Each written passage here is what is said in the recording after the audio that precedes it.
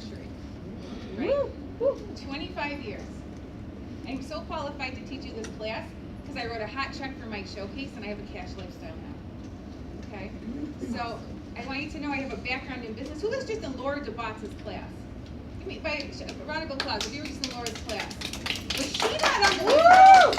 So you know some of your girlfriends were not in her class. Please go share that information with them. What she talked about was powerful. We are business women. And that is my topic of conversation to you all today. I feel humbled and privileged to stand before you because I'm currently a DIQ. I don't know how many of you caught that yesterday. And I didn't want to report my numbers in because I know how hard y'all work. And it's ingrained into me to work now. But I had a medical reason that I had to step back. It was really hard to learn to prioritize my health over anything else because I felt good most days, but it would have compromised my recovery. So to be in this position, I can tell you the lesson God's presented to me now more than once is build your base big. Your customer base, your unit size, your circle of people who will help you bail out your basement, your faith base. Build it big when you're strong and the sun is shining. Because when you have a hard day, you have more resources to land on. I just was too busy playing before my accident. So when it came time to recover, I had to realign things. But did you hear me say I live a cash lifestyle? Yeah. I'm fortunate to live in a house my dad co-signed on before he passed away, and I've never taken the pink tub and toilet out. Because you could always park a pink Cadillac in a house with a pink potty, right? But I can afford to redo my bathroom. It's just not in line with my values at this point. So I want you to spend just a quiet moment thinking about your personal values, because we invite you into this company, and we ask you, what are your values? We share with you our values of faith first, family second, finances third, right? So I want you to make sure that when you take in all this information, it's framed against your personal values. How many of y'all have ever seen the little message you get in the Cracker Jack or the cereal box or the Happy Meal, and it comes all different color words on a page, and then they give you a little red lens, and you look at it, and all of a sudden you can see the message? That's what life is like. It depends on what filter you're using, what you're going to see. Okay, so you guys hold the filter. All right, it's really important. Now, oftentimes I speak to the most broken in the room, so I need to give you a little disclaimer. If you got all your act together right now, just applaud yourself. If what I'm saying doesn't resonate with you, give thanks to God, because it probably resonates to the girl to the right of you and the girl to the left of you. And if you're strong in the area we're covering today, and someone next to you is not, maybe you could power buddy with her and let her know the lessons you've learned. Because I guarantee you, we all know something different. God's given us all different gifts and strengths. And I want you to remember this one principle across any industry, any circumstance. Do not take advice from someone you wouldn't trade places with, right? Like, I'm not getting diet advice from my chubby girlfriend. But if her mortgage is paid off, I'll absolutely hear how she manages her money, right? So we all have different gifts. Honor yours. Don't compare yours to the person next to you. And share as well as you can learn. So with that being said, my topic today is being financially savvy. It doesn't sound like very interesting stuff, does it? How many of y'all would believe that that money is absolutely tied to your self-talk, your income's tied to your self-talk? Would you believe that? Yeah. Okay.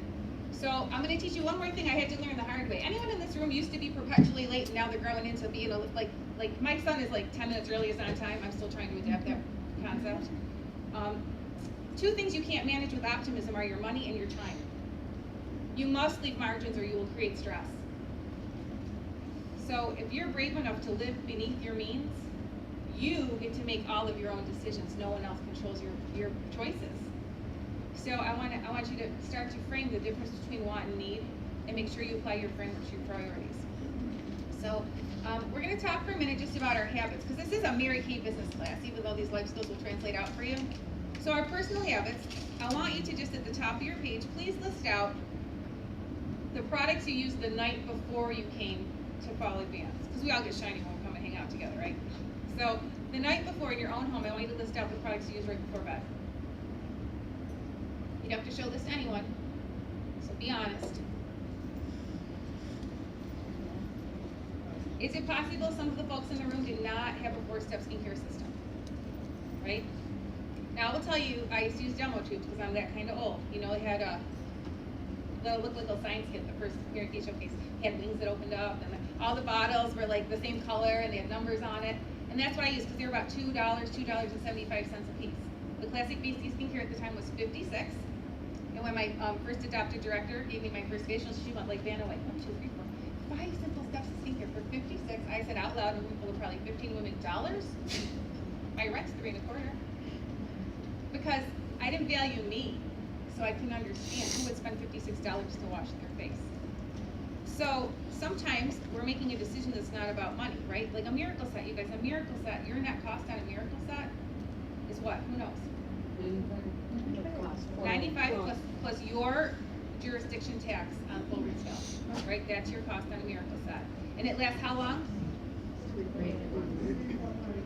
Okay, and it takes how long to use at night, in the morning? 2 minutes. Are you worth it? Yeah. Let me hear it again. Yes. Right, you can have 3 minutes at the end of the day, and you can have that $1 a day we share with our client base. This is important because if you're not using it, it changes the dynamic of your skincare class, and we are called to serve. And if we don't do what we share, it's in our self-talk somewhere that we're lacking integrity. Would you agree? Mm-hmm. Right, so using that skincare set is really important. And I didn't understand how important until I was about to come to an event like this and was using all demo tubes and truthfully paper samples. Anyone there?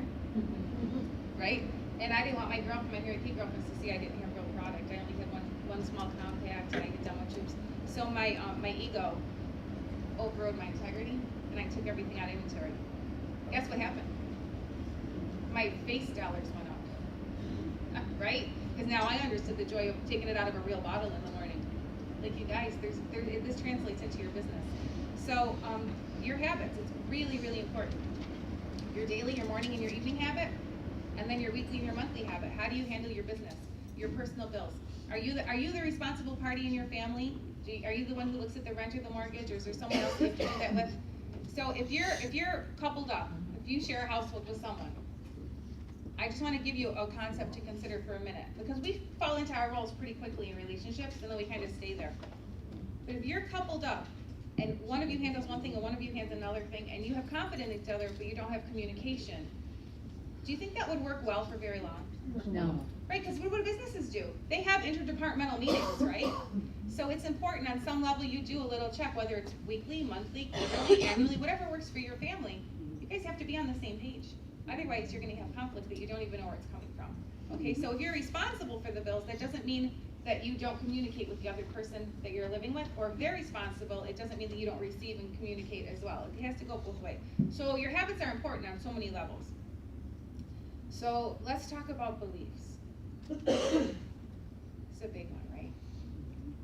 I want you to write down a couple things that you believe about money and your personal circumstance. And be brave, guys, be honest. No one sees this but you.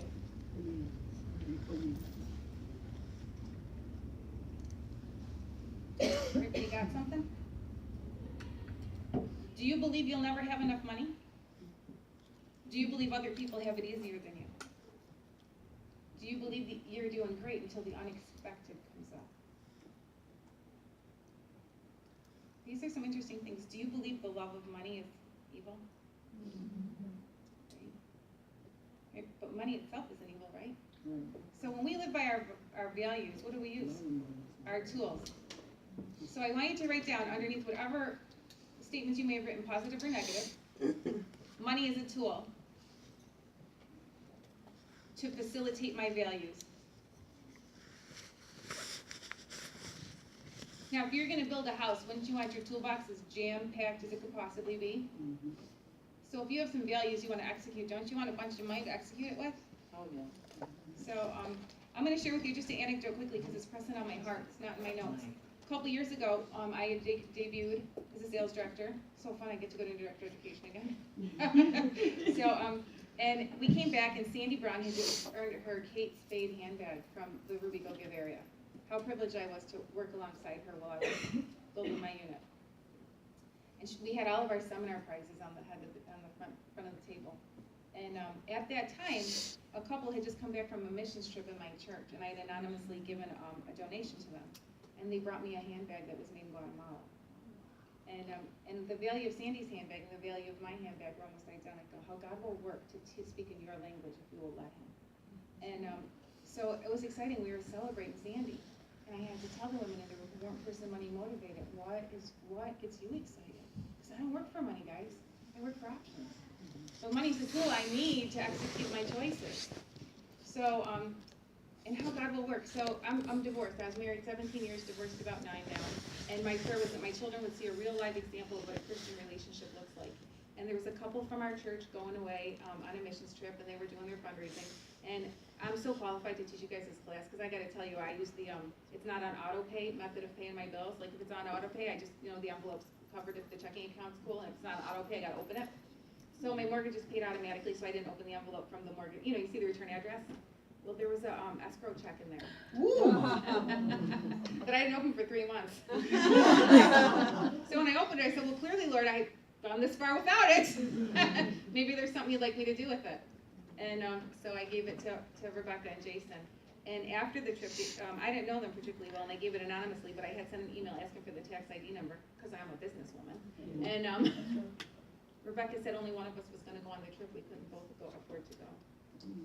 So my children watch this couple go out in service, right? Just behind the scenes, how he will move things that you don't even know need to be moved. So I hope that you have a rich faith. If you don't, that doesn't mean that this information isn't valuable to you. Remember, we started with your personal values. You get to live your values. Don't give away your pen. So our beliefs.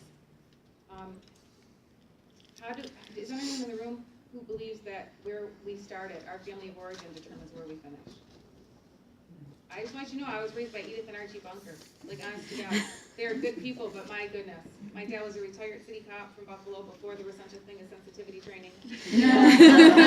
My mom was stereotypically Polish. I don't want to offend anybody in the room who's also Polish, but she was stereotypically sophisticated, right? So, to this day, I think my father should pay for my co-pays on my therapy. But, but our beliefs are wired into us, right? We took the same loan every single summer so we could go on the same vacation to this beautiful little cottage up in Port Maitland, Ontario, that he would pay off all next year just to take the same loan again. Anybody in that pattern in life where you're just doing what you're doing? Never occurred to him, if we skip pizza every Friday, we'd never need another loan. Right? You guys can make adjustments in your lives to facilitate more freedom. Now, that being said, I was trying to sneak back into Mary Kay when I was returning from after laying my parents to rest. And I was on a bunch of conference calls no one knew I was on. Anybody ever been ghosting? Right? So I was on a conference call that Laura DeBotz was doing, and she didn't know I was on, and she told my story. I was like, what? But how will God affirm you, right? Like, where do I need to be? So we're going to talk about your family support in a minute. I did not have my husband's support at the time, and that's another reason why I'm qualified to teach you this class, because I was the reason I did not have my husband's support. I did not put the right pieces in place for him to respect my business like a business. So I'm going to teach you those pieces before you go today. So Laura said, my DIQ sister, Dianna, took a home equity line to put a pool in her yard. And that's something that she chose to facilitate with her Mary Kay business. Well, why is that? Well, because he didn't get a lot of vacation with his job, so we were home a lot. So our vacation was in the backyard. Why is that? Because he wasn't supportive of my business, because I wasn't making regular weekly deposits, so I needed a tangible thing to win him over. We had recently written a check for his 1937 Ford, so we completed all of our savings. And he still wanted the pool. What are we taught in this business? We're in there. What do we ask our hostess? Oh my gosh, it's on your wish list. It's my hostess credit this week, right? You find out what they want and help them get it, and then they're on board with you. He wanted the pool. I wanted family time. I figured I'll take the home equity. It was 0%. Let's do it. And then we rolled our 0% a year later into a 0% credit card. And then a year later, we divorced, and I had $13,000 for the credit card for my Mary Kay business, which was actually my swimming pool. All right, so guys, it doesn't matter what bad decisions you make. Who's eating a whole bag of potato chips when we meant to eat 2? Right? Who's ever eaten the entire row of Oreos? Oh. Right? Who's flirted with that boy you know is bad news? Right?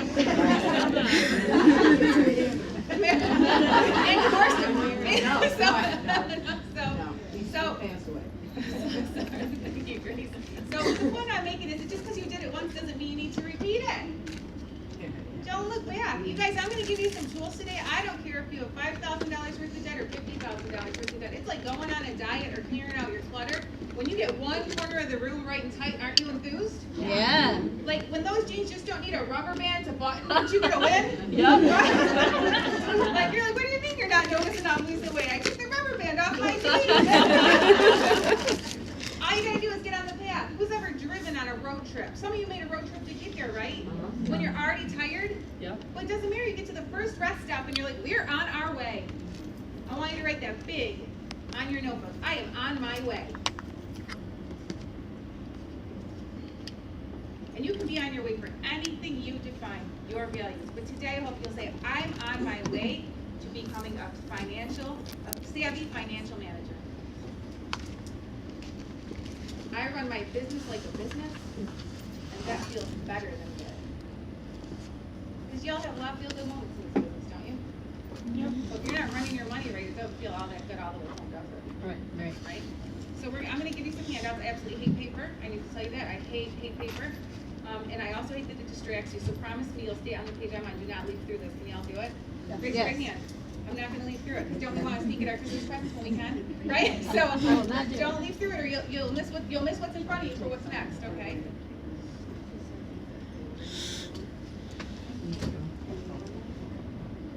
I do, Jeff. Thanks for thinking of that. Didn't ask me. Are y'all wondering what's in my crop bag? Yes. I promise. Who's that guy that smashes the watermelon? Gal? Yeah, that's not me. You're all safe. You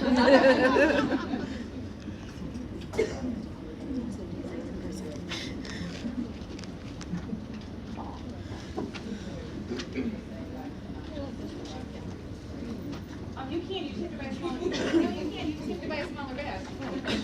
Oh, you're doing things. Here's a principle to teach your teenagers. When you can't control your impulses, control your circumstances. If you did not get a handout, don't worry. Your director will be able to give you the exact handout. So just look on with your sister Do consultant. we have more than 40 consultants in here? We had sneaker-inners. Well, we have directors too. Well, praise God, because I've been praying over y'all since I knew I was teaching this class.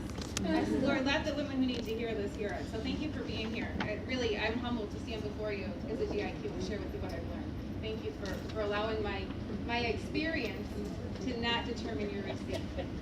Okay, so we have to talk about our self-talk and our beliefs. Very, very important.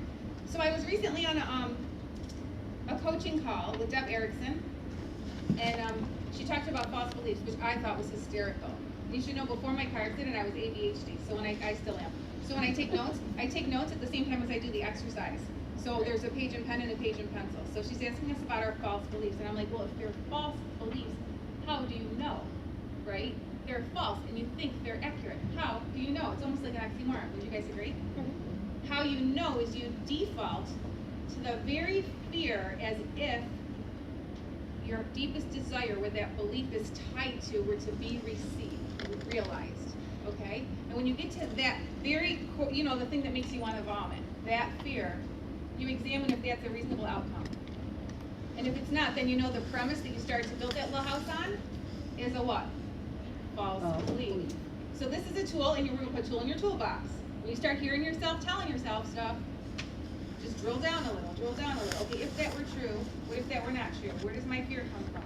Is this accurate? Because sometimes it's just family words and stuff, girlfriend stuff, television stuff. My grandma used to tell me, don't watch soap operas because nobody does the dishes. You'll be disappointed in your marriage if you watch soap operas.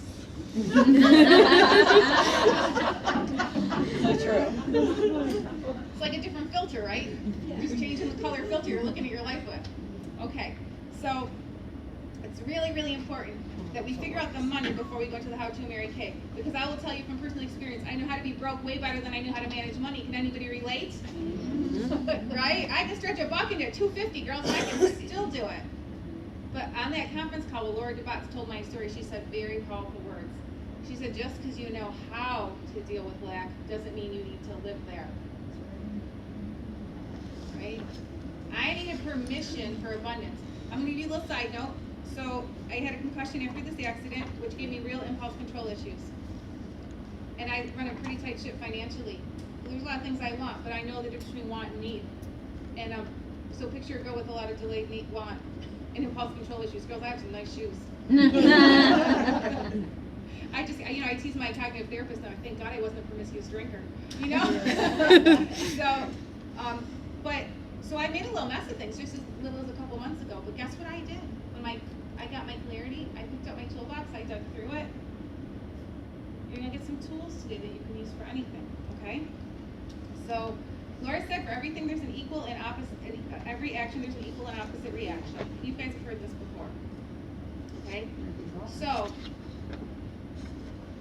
I don't want you to raise your hands, because I was in the director's class where it was almost 80%, so this should liberate some of you.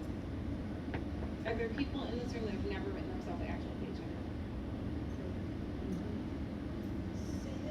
Is there anyone in this room that's never written themselves an actual paycheck? You've never written, like, not that you've not taken money out of your business, because we've all done that, but you've not written yourself an actual paycheck. Okay, now, I want you to just, I hope, I'm sorry if this hurt some of you. It hurt me when I realized it. Some of us quit our jobs to do Mary Kay, and then we didn't do Mary Kay. And we wonder why our families are pissed. Right? When we took a resource away, under the premise we were going to provide a different resource, now we have a lot of excuses, and we're missing an action in the evening sometimes, right? Because our stuff feels good. When something feels good, we lean into it. You guys, if you're not writing yourself up, what if your spouse, sister, roommate went to work day after day after day and never put a check on the table for the household expenses? Now, if you've agreed that you're staying home with the family and that's your role and that's fine, that's okay. Remember, you're living your values, you're doing you. But if you're under the premise you're supposed to be contributing financially and you're not, how long would you tolerate that from the people in your life? So today, I'm going to empower you to get your business right and tight so you can put a check on the table.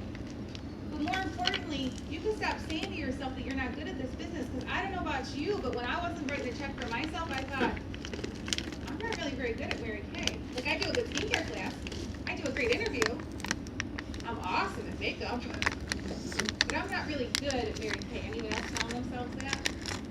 It's just you're missing a tool in your toolbox is all. So this sharp money management, sharp financial management is going to load you up with resources and feelings you didn't know you had. So I just have to drill down for 1 minute about what business outside of Mary Kay looks like. Does anyone come from any other industry or business type background in this business? Do you remember quarterly reports? Remember projections? Do you remember accountability? Do you remember looking at the weather and the events in the community to see the trend so you know what to expect for next year, next week, next month, next year? Do you remember sending a part-timer home because you didn't have enough payroll dollars to keep around the clock? Do you remember walking into a shift and seeing your goal posted somewhere or in your email when you opened up? And there was accountability for that, but we love saying no quotas in Mary Kay. We love saying no pressure in Mary Kay. But if you don't set a milestone and hit it, you have a different kind of pressure. Would you agree? If you allow yourself to do less than for you than you would do for someone else, our self-talk takes a toll, don't you think? It's really important. So we are in business. Say it out loud. I am in business. I am in business. I am running a business. I am running a business. My business feels good. My business feels good. But it is no less of a business. But it is no less of a business. Isn't that a refreshing way to look at this business? This is a business. You know, it's a business. So what do businesses do? There's the second part to this class, and I promise you guys, in January, if you want it, you come on up to the center. We'll chip in $3 a piece. We'll order a pizza, and I'll teach you the second part. The second part to this class is projections. Some of you with that background know how to do that. Okay. Today we're going to drill down on short-term projections. All right.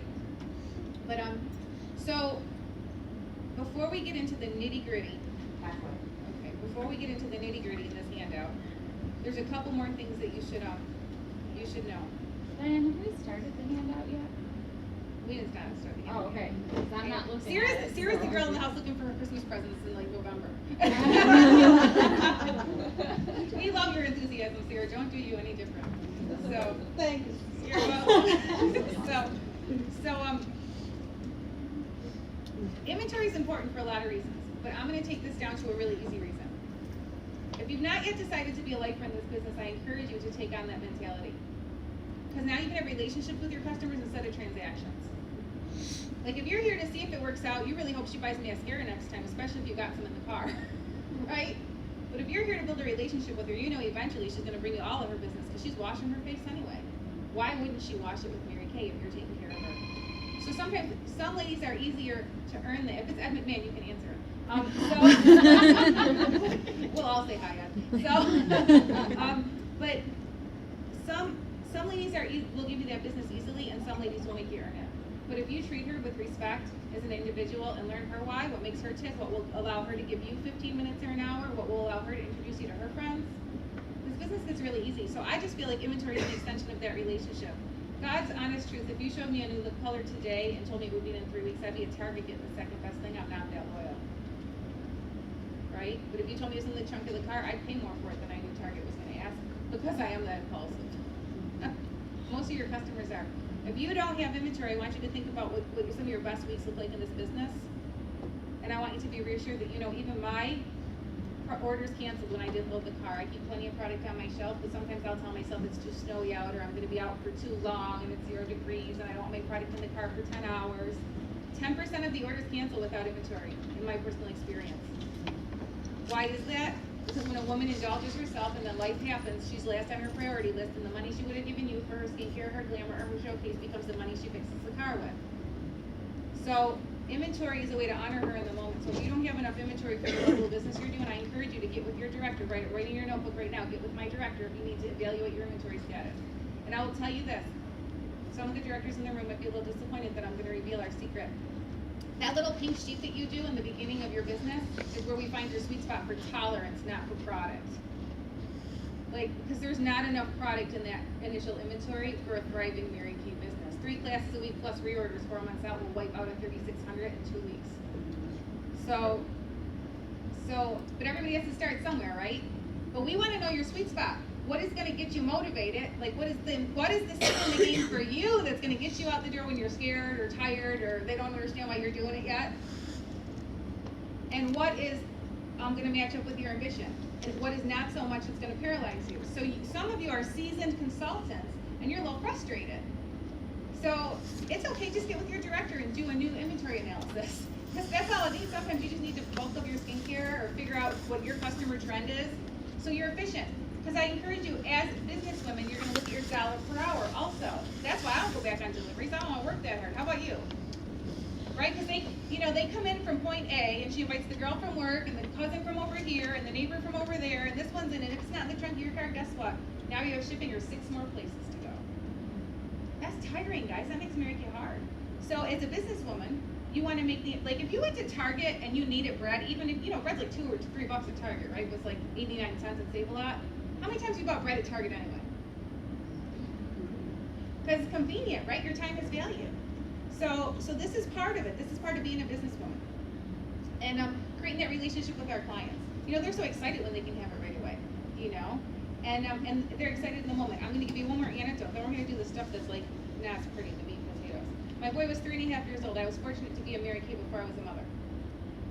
He was the kind of easy kid that would trick you into having a big family. He's 21 now. He's not as easy, but he's still a good kid. And he's running a tent company. I guess entrepreneurial drive runs in the family. Mm-hmm. So we were walking every Friday. I would go on deliveries. If you haven't established a regular delivery, they do that. It's a good time to ask them. My first director taught me that. She goes, "You're going to pick a day and do deliveries." I'm like, "I have customers." But what does a business do? They create a framework within to do business. So when you have hundreds of customers, it's great to have a regular delivery day. Respect your time and their time as well. So it's Friday, and about once every 3rd or 4th Friday, I take them with me, and he wants a little flop on tie because Mom was in her dress.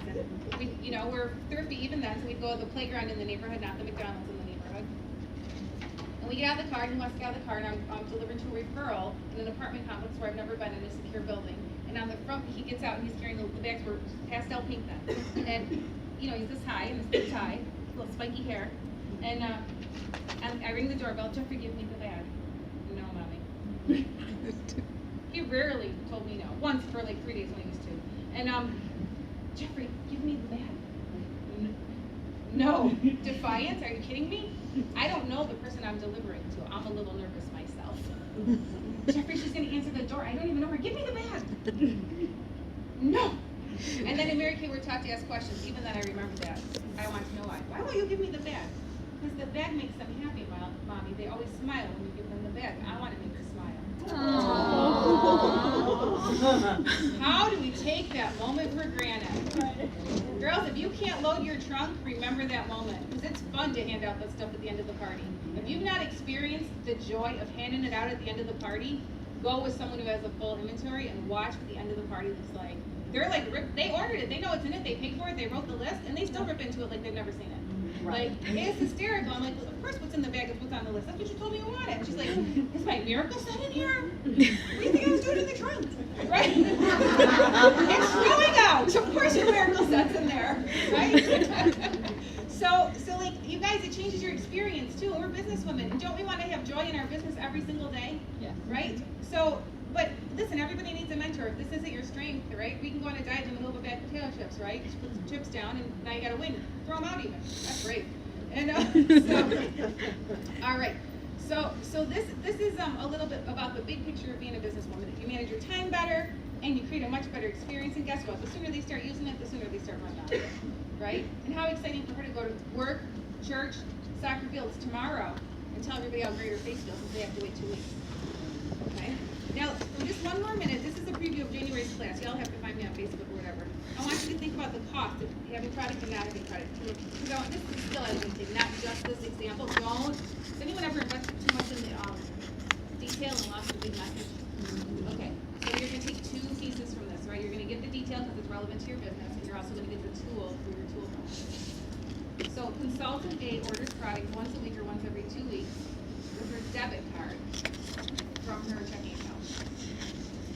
Okay, so she's paying how much in shipping a month? $9 every time, right? So she's potentially paying as much as $36 a month for shipping. Or she's using customer delivery service more often. So we're gonna say her cost of shipping has gotta be at least $40 a month, right? You think that's a good number? You guys know what I think? Higher? She don't wanna pay it. No, I Right, don't but pay. you think it's an accurate number? Yeah. Okay. Consultant B has done a cost benefit analysis on the amount of product that should be on her shelf for her activity level, and she orders once a month. Both consultants average about $1,000 a month in wholesale. How much biz builder bucks are in $1,000 wholesale order? Anybody know? $25. I think it's 25, right? So you guys know, is there any, raise your hand if you don't know what biz builder bucks are. Okay, so you guys know that's a direct cash credit to your order, right? So now we've gone from $40 in shipping costs to probably about let's say $10, right? And we now have a $25 credit on every order we place because we're rotating our biz builder bucks month after month after month. Because 4 250s don't have any biz builder bucks, right? What is $35 roughly the difference? $30? $35 is the difference times 12 months of the year. How many of y'all thought you can't go to seminar? There's your hotel and airfare right there. And if you're doing it on the Mary Kay credit card, 3 points per dollar. Like you guys, even the sales tax, I feel guilty sometimes, right? 3 points per dollar if it crosses the Mary Kay site on that card. That's invisible money. That money goes into your family, not into your business, because it's invisible. Like I buy my airfare with my Mary Kay income because it's shelter